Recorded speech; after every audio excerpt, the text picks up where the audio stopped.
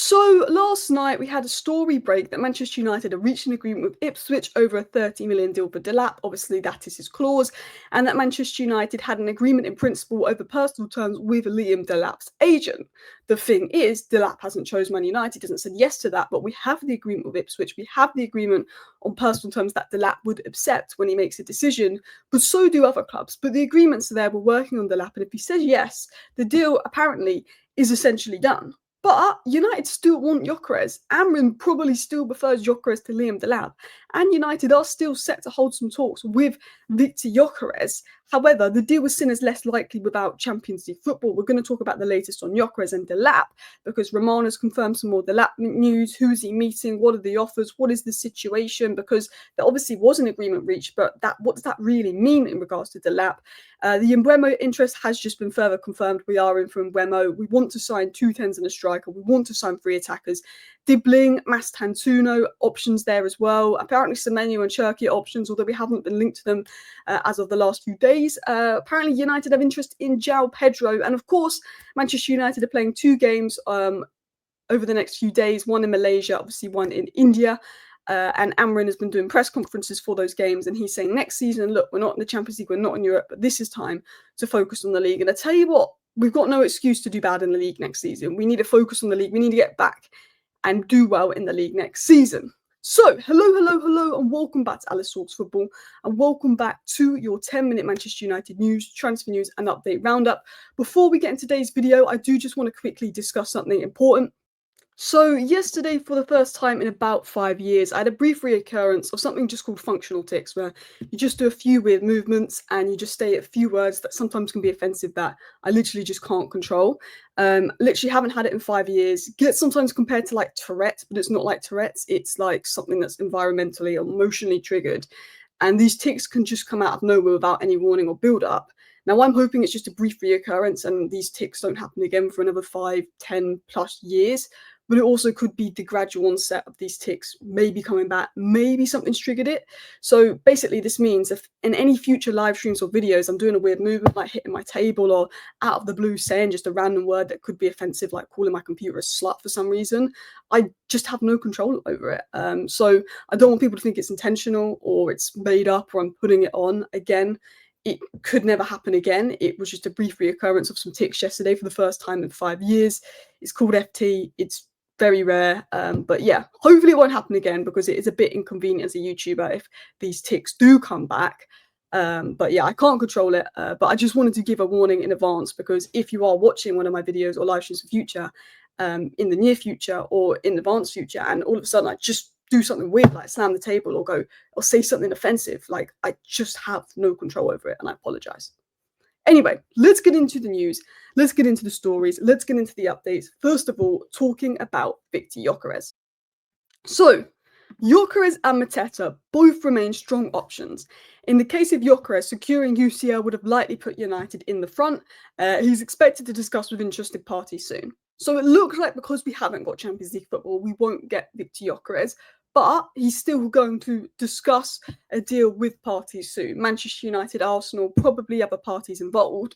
And Romano did say that Manchester United will still remain interested in Victor Gyokeres. Even without UCL football, we're still interested in him, and his future will be clear in the next few days. We're probably going to hold talks with Victor Gyokeres, but I think Delap is the more likely outcome.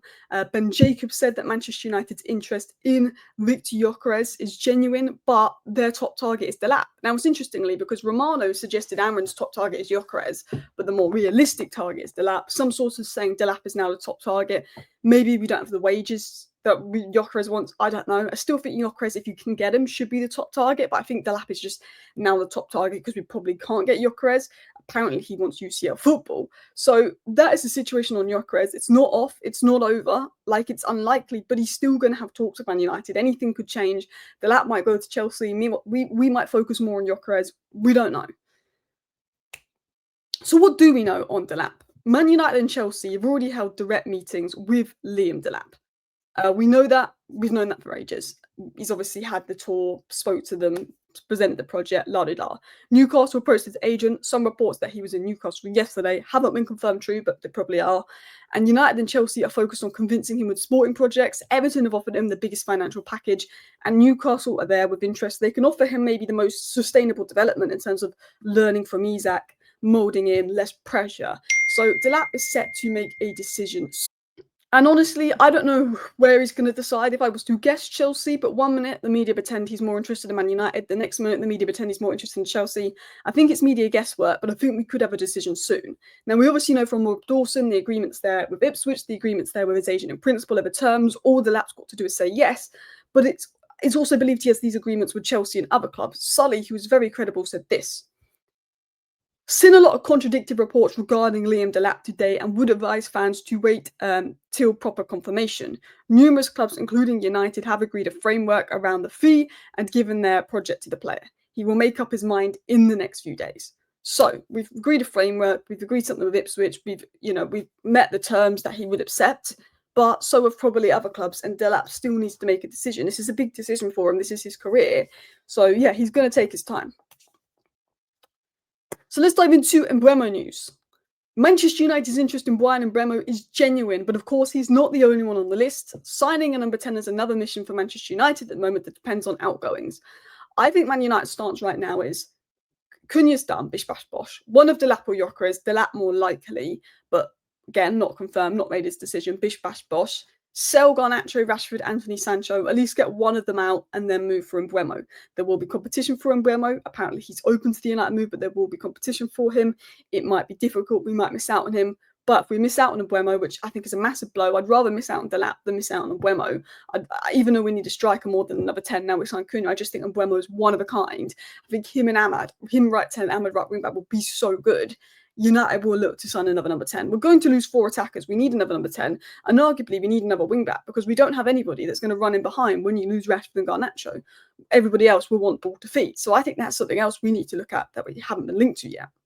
In terms of a 10 as well, Joao Pedro can play striker, he can play 10. I think he's a good player. I think he's a little injury prone, a little inconsistent, but I do think he's a very talented player that would suit the system. Man United are keen on signing Joao Pedro, likely to cost more than 50 million, and Chelsea and Liverpool are also interested in Joao Pedro. He's also been linked to Newcastle as well.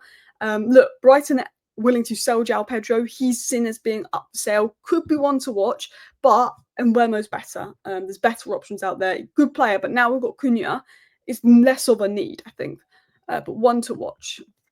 So according to the United Muppeteers, who are pretty credible, they have a good YouTube channel. Make sure to go and check it out after this video. They said, in terms of alternatives to Mbeumo, we obviously are looking at right-sided number 10s. We've looked at Dibbling, Franco Mastantuono. They're among options. Many sources have linked us to Dibbling and Mastantuono. They seem to be ones to watch, especially as Dibbling could maybe play right wing-back. But both seen as difficult because there's price, there's competition, there's player persuasion. I think Mastantuono really wants Real Madrid. But United, look, it's Delap, it's Cunha. If we can't get Delap, they will try Gyokeres. Probably not going to happen. It is then another number 10 that we want. I'm hoping for Mbeumo. There's maybe Cherky, there's maybe Semenyo, Dibbling, Mastantuono. United will look at someone for that 10 role. Malik Tillman could even be one to watch. I'm surprised we haven't been linked to him. But look, we'll have to wait and see with that. But we are tracking a lot of number 10s. We want 3 attacking additions. Garnacho, Rashford, Sancho, Anthony out. I think we need 4. Anyway, last but not least, Ruben Amorim has discussed that not being in the Champions League could be an advantage to achieve good performances and build what we need for the future. Now, I'm not that fussed about not being in the Champions League in the sense of I knew that we were going to do nothing and be an embarrassment in the Champions League next season, but I'm annoyed about not being in the Champions League because 1, it would help us get Gyokeres, and 2, it would give us £85 million more. And I think it means that the rebuild could be quicker with the Champions League funds and Champions League pool. But now we have an opportunity to focus on the league form, which will put more pressure on Ruben Amorim, of course. But now is the time where we can really focus on the league form. We don't need as big of a squad. And apparently Manchester United are using this as an excuse to sell more players because we don't need as big as a squad this season to maybe get our Premier League form back, because 8th and 16th or 15th isn't good enough. I want to see us, having a Chelsea season where people think we'll come 8th, but we finish 4th. I want to see that. I'm not expecting us to win the league. 6th place is the lowest I take, but I want to see Man United getting 4th. Anyway, thank you guys for watching today's video. See you next time. Bye.